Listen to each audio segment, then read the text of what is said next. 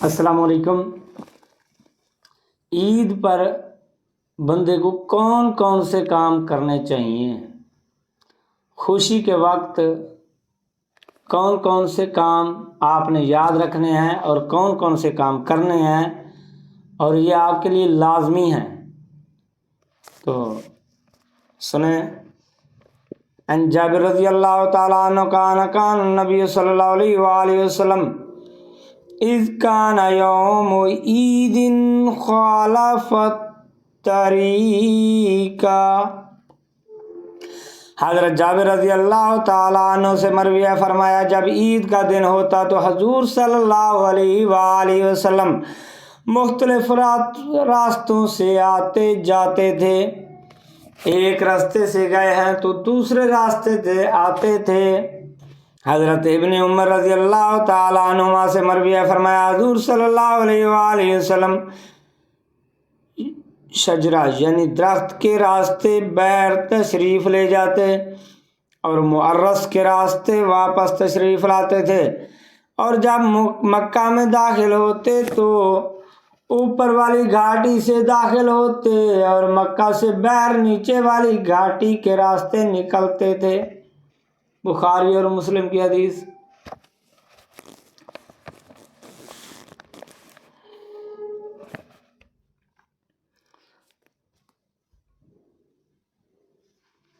مطلب عید پر راستہ تبدیل کرنا سنت ہے۔ جب ایک راستے سے جاؤ تو آتے ہوئے دوسرا راستہ اختیار کر کے آؤ، یہ سنت ہے۔ نبی پاک صلی اللہ علیہ وآلہ وسلم نے اس کام کو کیا ہے۔ اور دوسرا، عید والے دن اپنے غرباء کو اور بیماروں کو لازمی یاد رکھیں، اور اپنے جو بزرگ گزر گئے ہیں ان کو بھی لازمی یاد رکھیں کہ عید والے دن بیماروں کی تیمارداری بھی کریں، ان کی طرف جائیں، ان کو حوصلہ افزائی دیں، عید کی مبارک دیں، وہ تھوڑا سا ان پر خوشی آئے کہ آج عید ہے، تو جب خوشی آئے گی تو ان کی آدھی مصیبت ختم ہو جائے گی۔ تو یہ آپ نے لازمی کرنا ہے، بیماروں کی تیمارداری کرنی ہے، اور غرباء میں جا کے ان کو ملنا بھی ہے، ان کو عید مبارک دینی ہے کہ وہ بھی خوش ہو جائیں کہ یار ہمارا ہمسایہ ہمیں عید مبارک دینے آیا ہے۔ تو ہو سکے تو کچھ خرچ بھی ان کو دے دیں کہ وہ بھی عید میں ہماری عید میں شامل ہو جائیں۔ تو دوسرا، جو ہمارے بڑے گزر گئے ہیں، نزدیک ہیں، تو ان کی قبروں پر جائیں، دعا کریں، ان کو بھی اپنی عید میں شامل کریں، ان کے لیے درود و سلام جو ہو سکے پڑھو، درود و سلام پڑھیں، قرآن خوانی کریں ان کے لیے، ان کی قبر پر جا کر، تو ان کو بھی اپنی عید میں شامل کریں۔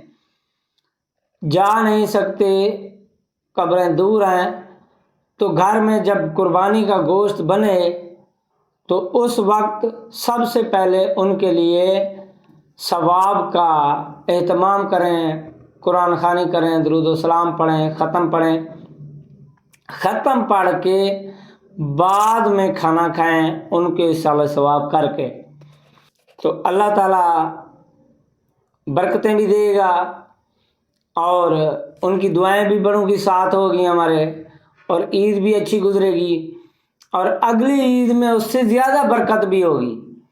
تو اللہ تعالیٰ ہمیں اور آپ کو دین سمجھنے کی توفیق عطا فرمائے۔ یہ عید پر کرنے والے لازمی کام ہیں۔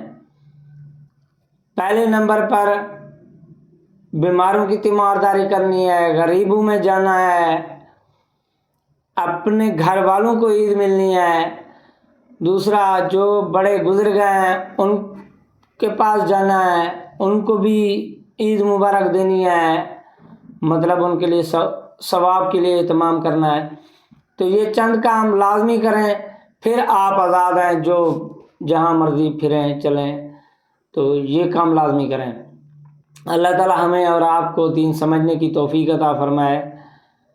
اللہ تعالی ہم پر اپنا خاص کرم فضل و رحم فرمائے، اللہ تعالی ہمارے گھروں میں، مال میں، رزق میں، اولاد میں برکتیں عطا فرمائے اور تمام پریشانیاں دکھ تکلیفیں دور فرمائے، آمین آمین آمین۔ صلی اللہ علیہ حبیبی سیدنا محمد صلی اللہ علیہ وآلہ وسلم۔